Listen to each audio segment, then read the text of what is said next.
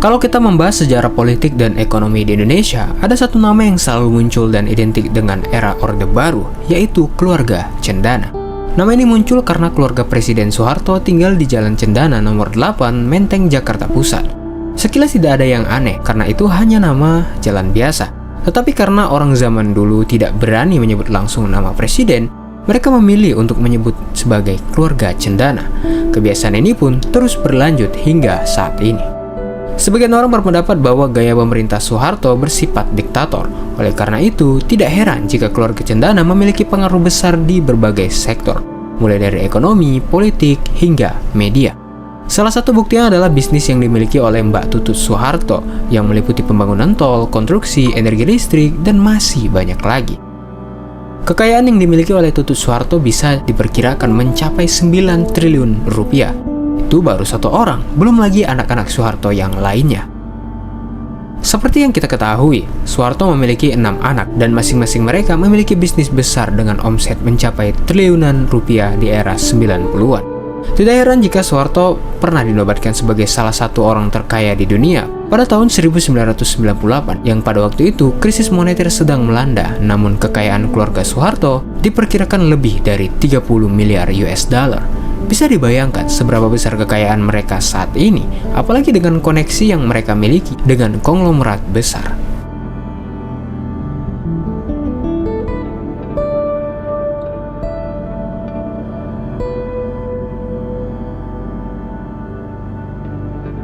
Meskipun masa kepresidenan Soeharto telah berakhir, kekuatan keluarga Cendana tidaklah berkurang. Hal ini terjadi karena mereka memiliki hubungan kuat dengan pengusaha besar di Indonesia. Beberapa perusahaan besar di Indonesia memiliki hubungan dengan keluarga Cendana, baik melalui dewan direksi maupun orang-orang kepercayaan Soeharto. Salah satu contoh nyata adalah hubungan Soeharto dengan Sudono Salim, pemilik Salim Group. Perusahaan ini berkembang pesat karena Sudono Salim dekat dengan Soeharto. Mereka memiliki hubungan timbal balik. Soeharto memberikan perlindungan agar bisnis Salim berjalan lancar, termasuk memberikan izin monopoli. Sebagai gantinya, Sudono Salim mengalirkan dana kepada keluarga Soeharto dan beberapa jenderal pada saat itu. Kini, bisnis Salim Group telah menguasai hampir semua sektor, dari makanan, retail, hingga perbankan. Produk-produknya sangat akrab dalam kehidupan kita sehari-hari, seperti Indofood, Indomaret, BCA, dan Sinarmas. Bisa dibayangkan, berapa banyak orang kaya yang mendapat keuntungan dari pemerintahan Soeharto.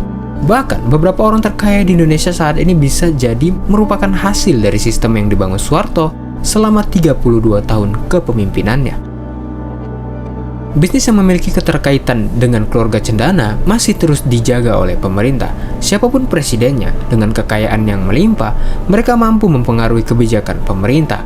Hampir mustahil bagi siapapun untuk menghancurkan bisnis keluarga Cendana karena mereka memiliki jaringan yang luas dan kuat. Bahkan, dulu pernah beredar rumor bahwa mereka mensponsori calon wakil presiden. Dan jika itu benar, maka kekuatan mereka bisa semakin besar dibandingkan sebelumnya.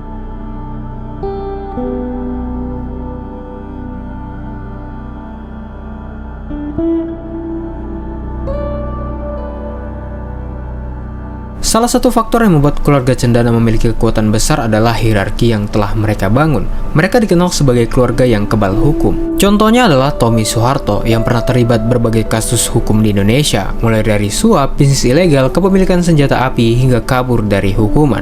Ia juga dikenal sebagai penggemar klub malam dan judi kasino, dengan taruhan yang bisa mencapai 1 juta US dollar per putaran. Namun, Soeharto tidak akan membiarkan nama keluarganya tercemar dengan kekuasaan yang ia miliki. Ia selalu berusaha menjaga nama baik keluarganya agar bisnis mereka tetap bisa berjalan. Butuh waktu puluhan tahun bagi Soeharto untuk membangun sistem ini agar anak cucunya bisa tetap berkuasa dan terhindar dari serangan kompetitor maupun musuh politik. Selain itu, keluarga Cendana juga memiliki privilege dalam informasi. Dari dulu hingga kini, tidak ada media yang berani menginvestigasi lebih dalam tentang mereka, baik terkait aliran dana perusahaan maupun aktivitas mereka yang lainnya.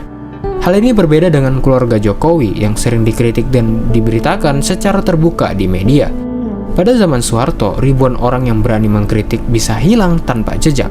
Tidak heran jika hingga saat ini, bisnis keluarga Cendana tetap bertahan dan berkembang dengan baik.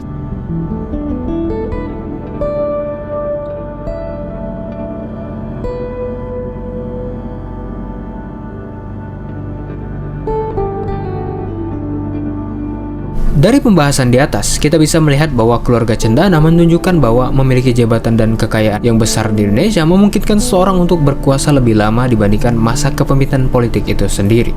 Bahkan kekayaan mereka bisa diwariskan hingga ke anak cucu, yang tetap memiliki pengaruh besar di Indonesia. Sebagian orang mungkin menyebut pemerintah saat ini sebagai dinasti politik, tetapi faktanya, sejak dulu pun Indonesia sudah berada di bawah sistem dinasti. Nama-nama seperti Tommy Soeharto, Mbak Tutu, dan kroni-kroni Soeharto seringkali mendapat kontrak bisnis dan jabatan strategis karena kedekatan mereka dengan kekuasaan. Mereka bagaikan lalat yang selalu menempel pada pemimpin yang sedang berkuasa.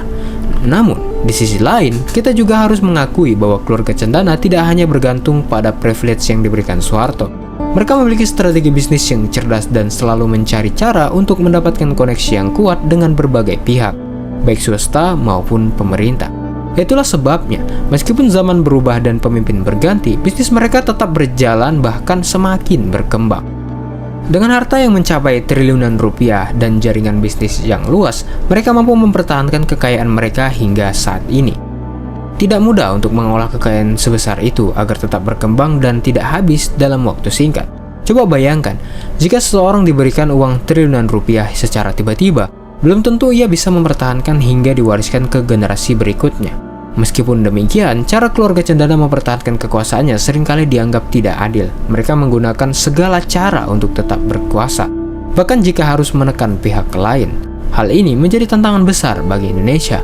Apakah negara ini akan maju dengan kejujuran dan kompetensi, atau tetap bergantung pada kekayaan dan kekuasaan untuk mendapat pengaruh seperti yang dilakukan oleh keluarga Cendana?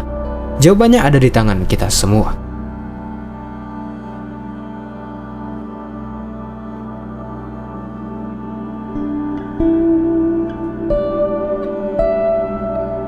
Pada akhirnya, keberadaan keluarga Cendana tetap menjadi bagian dari perjalanan sejarah Indonesia.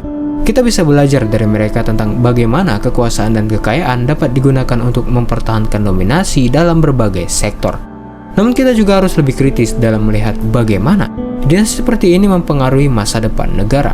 Jika Indonesia ingin benar-benar maju, maka sistem yang memungkinkan segelintir orang menguasai ekonomi dan politik harus mulai diubah agar lebih adil dan merata bagi semua pihak.